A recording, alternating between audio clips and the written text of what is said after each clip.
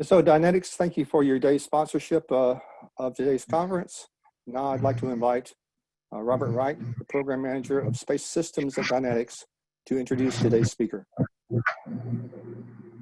Well, good morning, everyone. Alan, thank you for that introduction. I'd like to thank you and the entire AES Planning Committee to bring this event to culmination. Really excited to be able to sponsor the event again this year and the great agenda and content that we've been able to cover already. Got an exciting day ahead.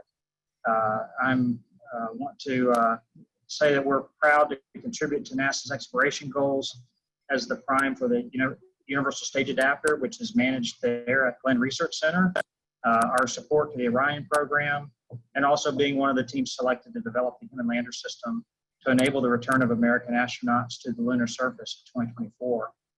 On behalf of all of Dynetics and our parent company, Lueders, I'm pleased to introduce our speaker this morning, Kathy Lueders. As you know, Kathy was recently selected as the Associate Administrator of Human Exploration and Operations Mission Directorate. Since 2014, prior to this assignment, Kathy's led the NASA's Commercial Crew Program, which culminated in the successful launch of the Demo 2 mission from Kennedy Space Center on May 30th. Congratulations, Kathy, to you and the entire team, everyone that participated in that historic achievement. And great to see that successful mission go off so smoothly. Kathy's experience includes work on the Space Shuttle program, the International Space Station program, commercial cargo, for her service to the Commercial Crew program. In the announcement, Jim Bridenstine stated that Kathy gives us an extraordinary experience and passion we need to continue to move forward with Artemis and our goal of landing the first woman and the next man on the moon by 2024. Kathy holds a bachelor's in business administration and finance from the University of New Mexico and a bachelor of science and master of science in industrial engineering from New Mexico State University. Kathy, we wish you, the agency, and the entire aerospace community tremendous success as we look forward to the new missions and programs that NASA is leading. Welcome to the John Glenn Symposium. We look forward to your remarks today. Well, thank you very much. I really, really appreciate you. This is my inaugural briefing to everybody, so I think that there couldn't have been a better place. And there's not a better place to talk about innovation than here we are, trying to figure out how to do symposiums again in this very, very tough environment, right? We can kind of start doing the slides. If you look at it, part of why we view that we are able to explore is because we do things in tough environments. And so this is another example of being able to apply our innovation to still continuing to make progress in a tough environment. Let me jump to slide 2. So, we talk a lot about what we've done, and really we have had 60 years of experience. And I will tell you, kind of early on in my career in the 90s and into the 2000s, or in the 90s, it would be about what was NASA doing, right? But really what we've been doing at first it was, what does the US achieve?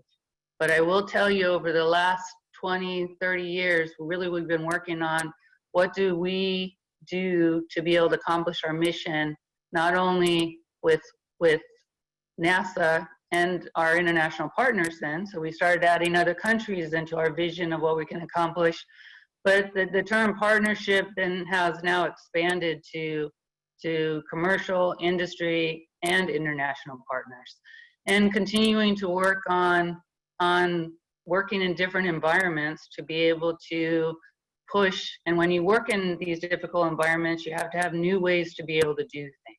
And so we're hoping that our mission and continuing to be able to push ourselves to work in those environments enables us all to innovate. Slide 3.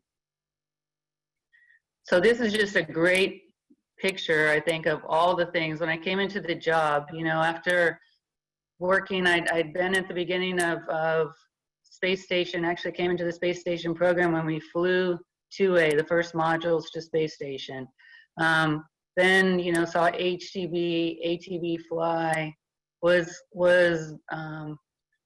you know, lucky enough to have been able to be there at the beginning of the cargo missions for crew and have gotten those up. And then now here we are at the beginning of crew.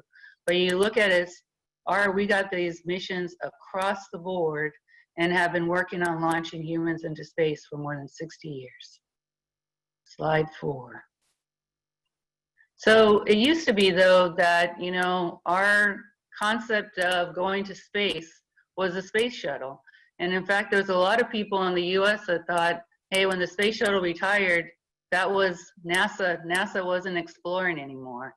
But honestly, instead of it dying at that stage, what we've been working on over the last 10 years is really continuing to use the platforms that we have and we built under Shuttle to be able to expand then the missions and our partnerships and how many people we then have as part of our mission.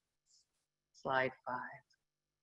So space station, I was lucky enough to be in the space station program during assembly and understood how hard it is. And honestly, I'm amazed at how really over the last 10 years, the space station program has been using it to continue to expand the international relationships, but then also start building commercial relationships moving forward. Next slide.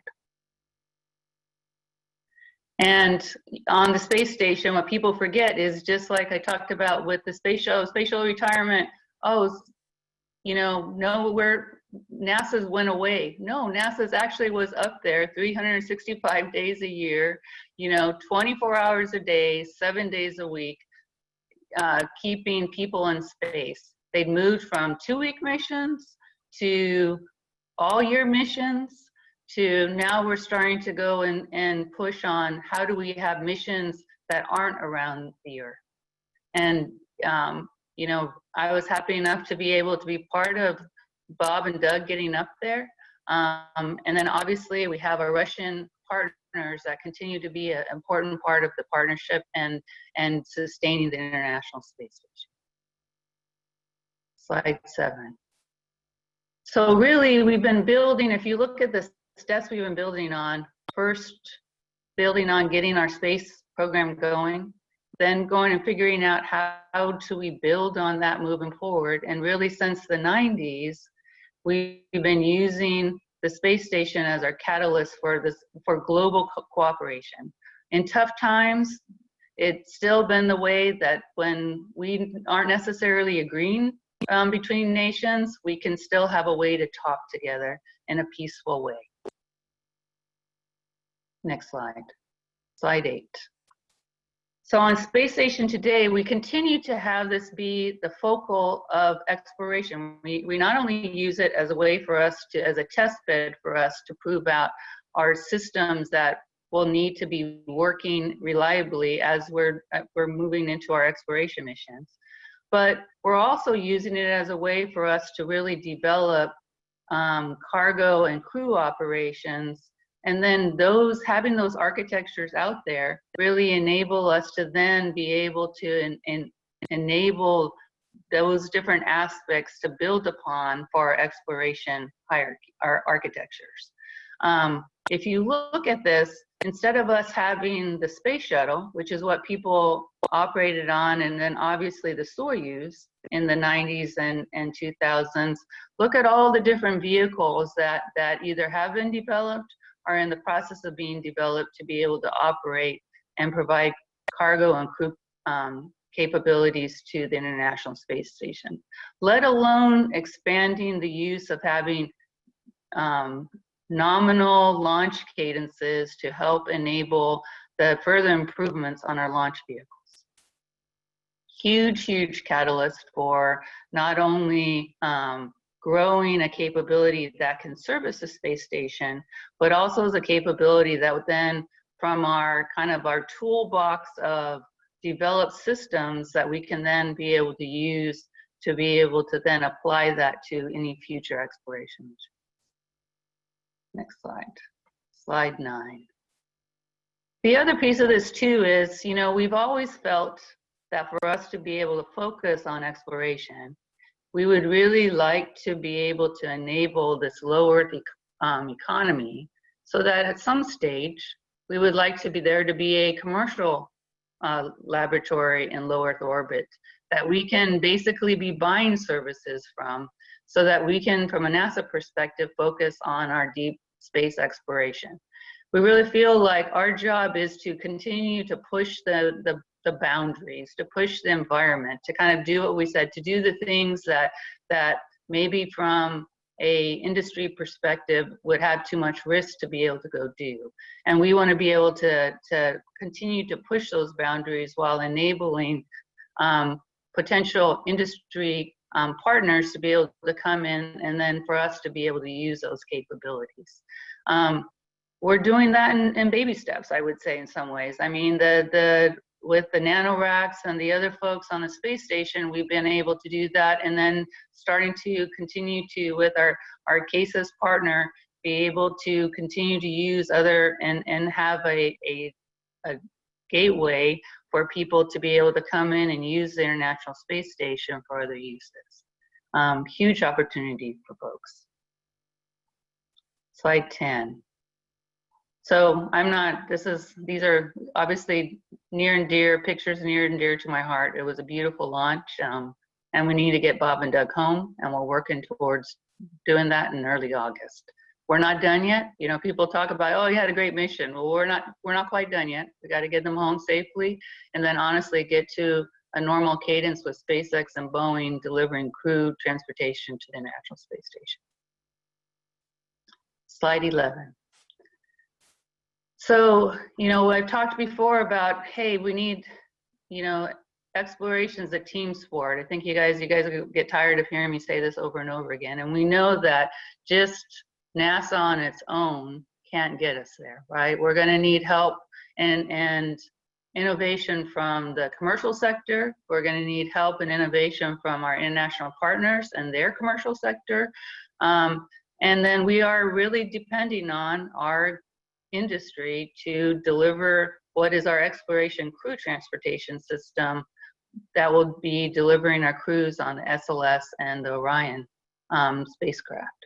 So, but it's all of those pieces that will, and the innovations that we're all going to need to be making to have cost-effective exploration services that are going to allow us to have our exploration missions.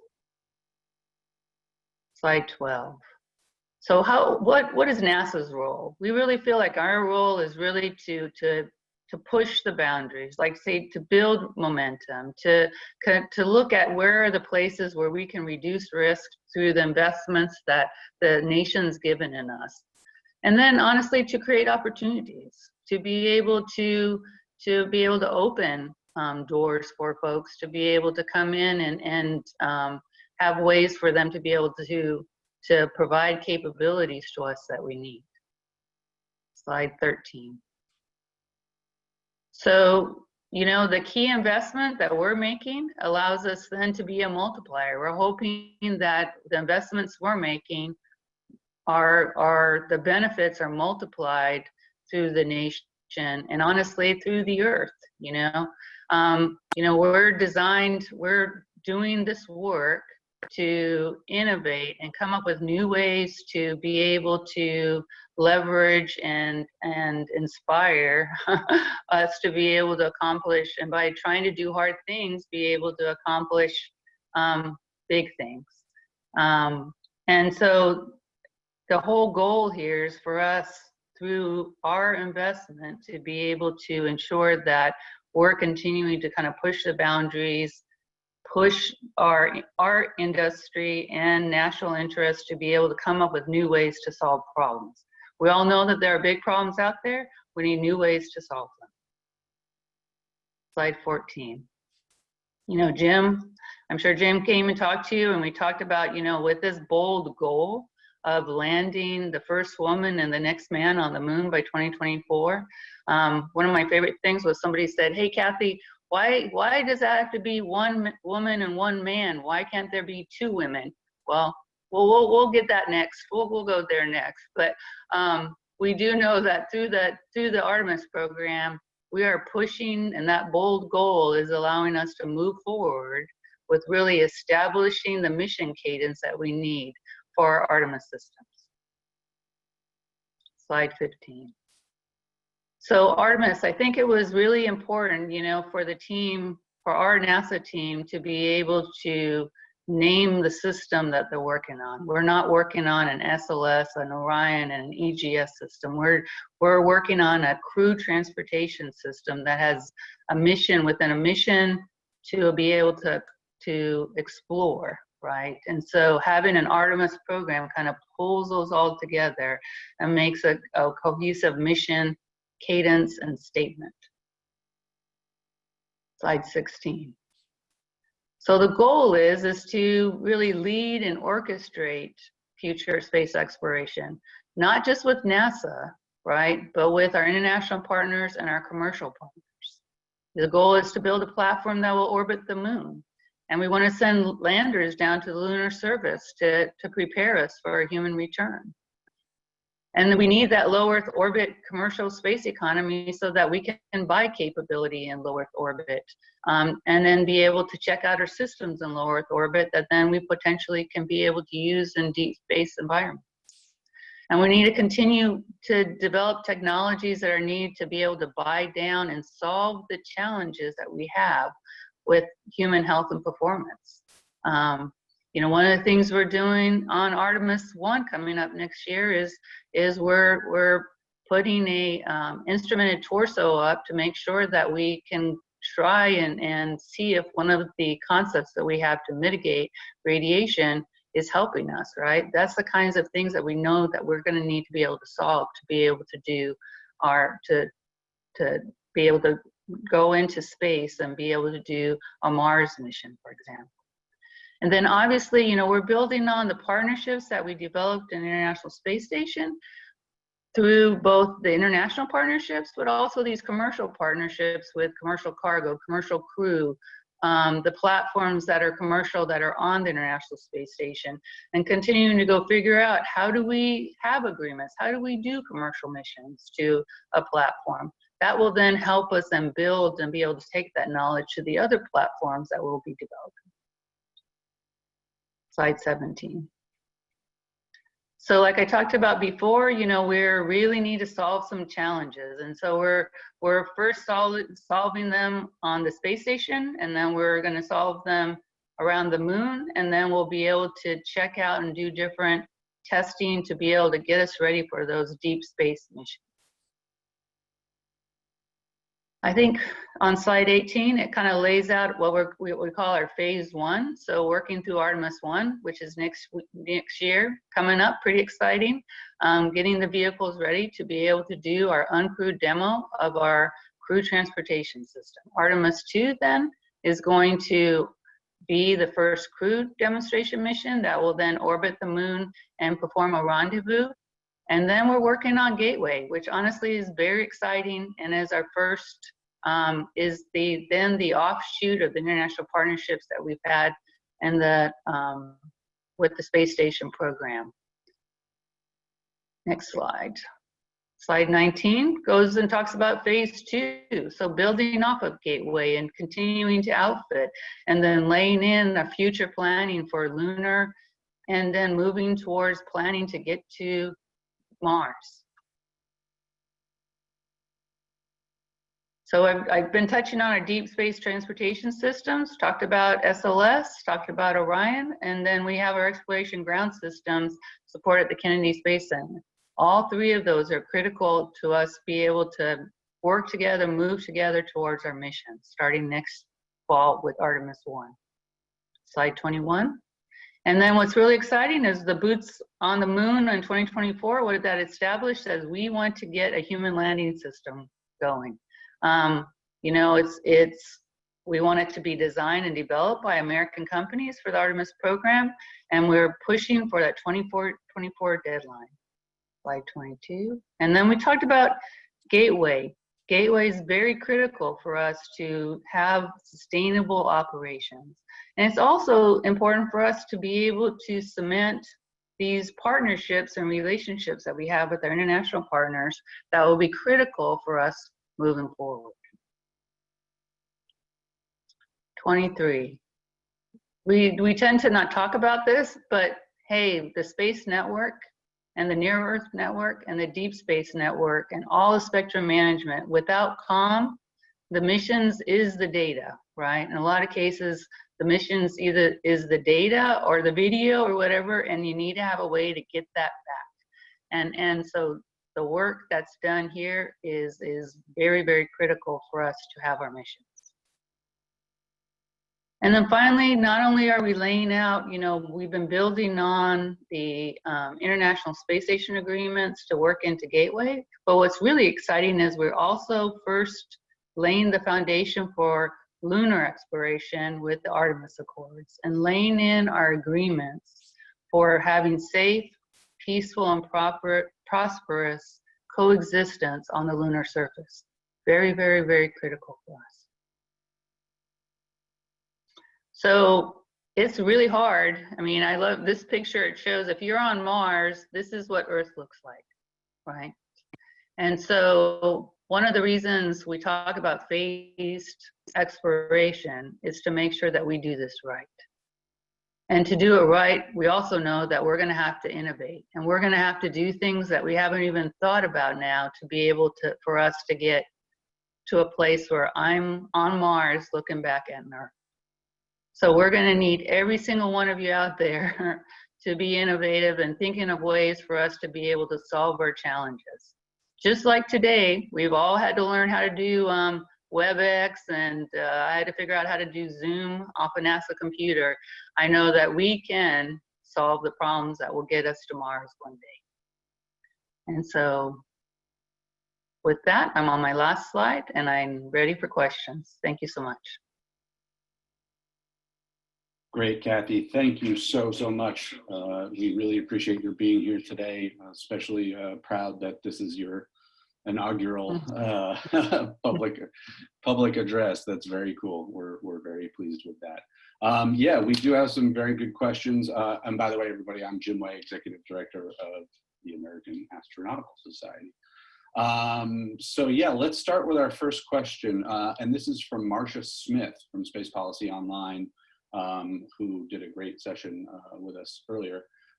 What is the status of the reorganization of HEOMD, and will the reorganization help HEOMD achieve its goals, especially Artemis and commercial LEO? We're about done, actually. I think Tony Mumford, who's my deputy for policy and planning, said she's been doing reorg charts for a year and a half. So I'm about ready to retire her from that job. So honestly, I think Gersh laid out a great foundation, and then Doug came in and kind of changed some things up. But I think we're getting pretty close. And some of the things that people had suggested was make sure you had focus leaders for parts of the missions. And I think we've done that. We've kind of established focus leaders for Artemis 1 and 2 missions, and for the Artemis 3 and 4 missions. So I think we're very close.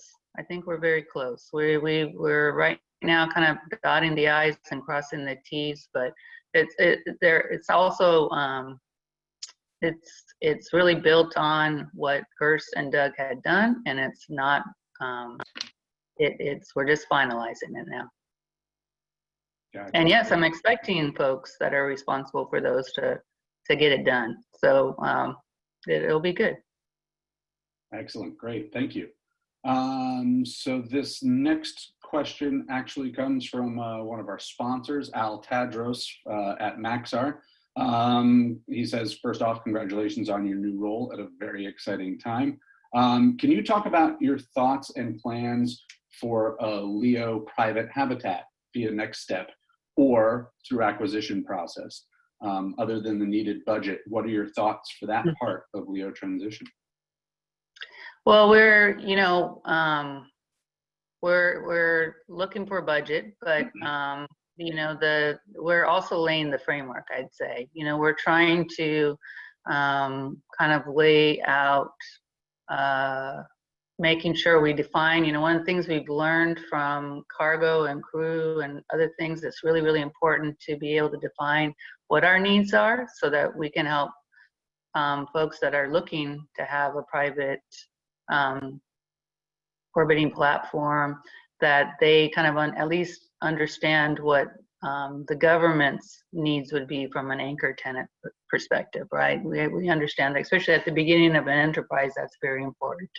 And so we're working through that. We're also kind of working through how we would lay out our agreements along the way and kind of establishing it, looking at what's been successful over the last 10 years. And so, I think that the key thing that we've been having to work through is how do we really have an integrated strategy across our commercialization portfolios. And so kind of going back to the reorg question, we actually set up one of the things we did during the reorganization was to have a central focal for a commercialization office and kind of put all the pieces in there so that they can leverage what we've done in the past and then apply that to our lessons learned going forward.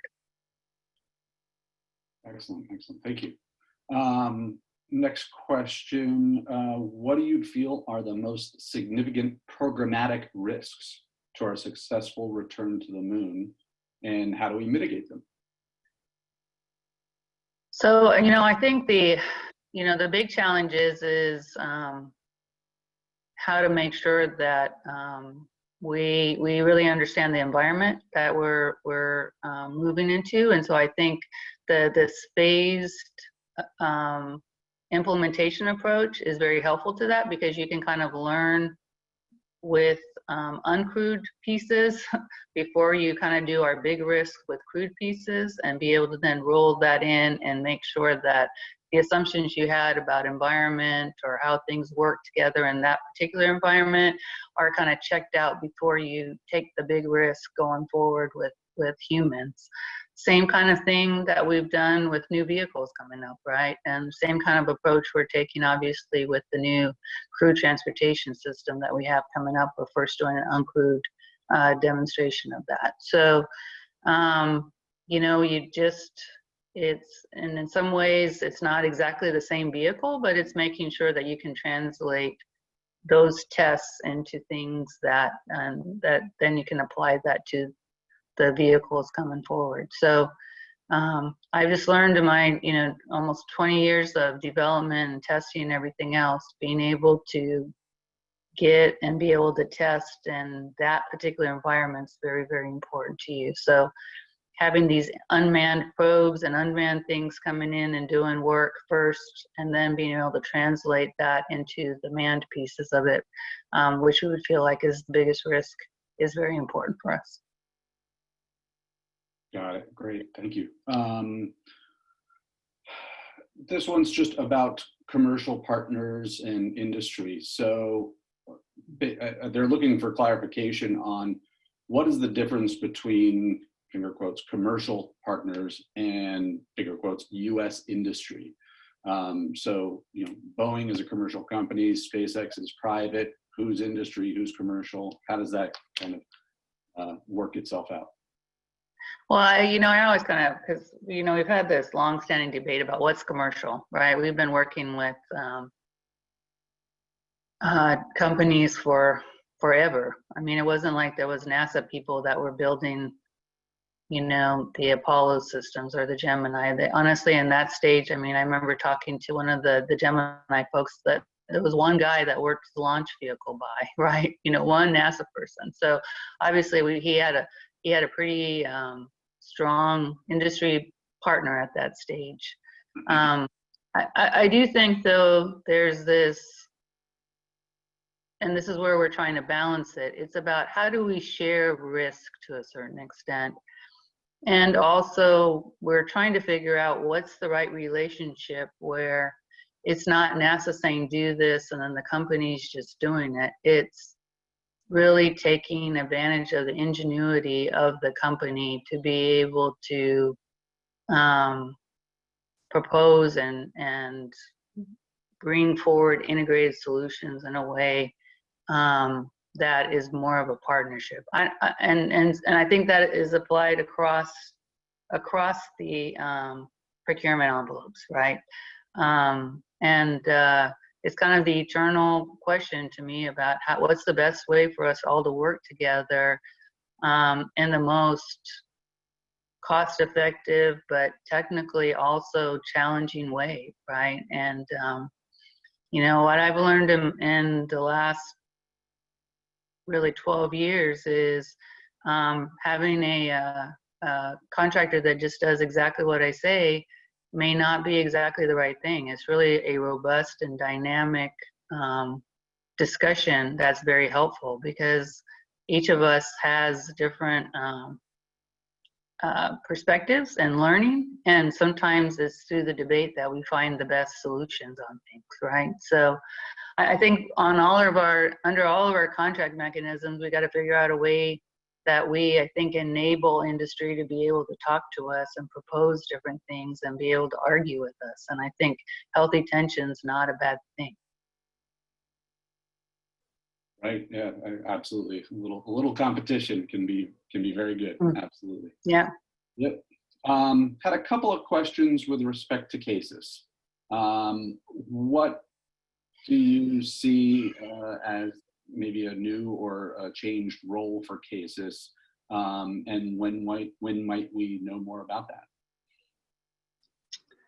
You know, I'm gonna have to kind of pull the newbie card here a little bit. I mean, I do know that you know, we've kind of restructured a little bit, I would say, and cases is also going through a transformational period right now, and kind of retooling some of their board membership and the pieces, and kind of re-looking at that. Oops. I do think you know, more to come. I know we have the research and development conference coming up too, and I'm sure by that point we'll be starting to kind of pull together more of our thoughts on that. So maybe I can get away with it by putting a teaser out there for that. There you go. Yeah, and glad you brought up the conference, because we are a partner with CASIS for that conference, and we're really looking forward to a really successful event that's this year spread out over quite a few segments, just because of the whole coronavirus. And I think they'll be able to tell everybody all the new things that are going on. Exactly, and we do the tech sessions for that event, and so we're really proud. We have a record number of submissions this year, and oh, that's excellent. Forward to some great content out of that. It's 11:37. You got time for a couple more, Kathy? Probably one more, because okay. yeah.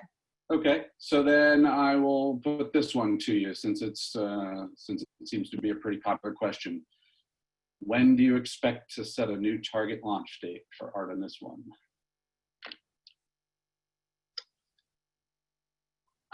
You know what? I'm probably going to. We're right now getting ready to get through the green run. I don't know about you guys, but anybody that's been done propulsion, and I started out as a propulsion engineer out at White Sands. I think getting through the hot fire is a pretty good time to say, hey, are all the pieces ready to go, right? And so I think we're pushing for a target of the next summer time frame, probably the earliest, but we got to get through that hot fire. You know, that's going to be really, really important. So the teams, even in COVID, which, as you guys know, is really tough. I mean, you think about when you look at where the cases are for folks, and you see it's Mississippi, Florida, you know what we're dealing with. But I think the team's doing heroics to get ready for that testing, going through all the checkouts, getting all the systems in place, and shooting for, you know, wet dress in September and hot fire in October. I think the biggest thing is for me to tell you, here's the steps along the way that we need to. And so you guys know that for us to be able to make the mission next summer, we got to get through that hot fire, which is in October. Got to get the core stage shipped at the end of by the end of the year. And then I think we're in pretty good shape at that stage. What's really nice is the Orion vehicle is already down at the Cape, and they're getting ready to ship the launch vehicle adapter next week. And our Northrop Grumman friends have done a great job with the SRBs. So the pieces are coming together. It's pretty exciting. I was, you know, when I took the job, I was like, I'm just getting ready to fly these crewed missions. This is very painful to me. I always have loved the getting ready to fly part. And then I thought about it and I said, well, hang on a second. You know, not only do I get to celebrate getting ready to fly on the commercial crew vehicles, but hey, I got a Mars 2020 launch coming up. I get to celebrate that. I get to celebrate getting ready for Artemis 1. And then I also get to celebrate for the commercial crew flight. So I guess now I got more flights I get to celebrate for. So I think that's kind of what made me happy about taking the job. And with that, I'm going to let you guys go. I really appreciate you all inviting me to this, and more to come.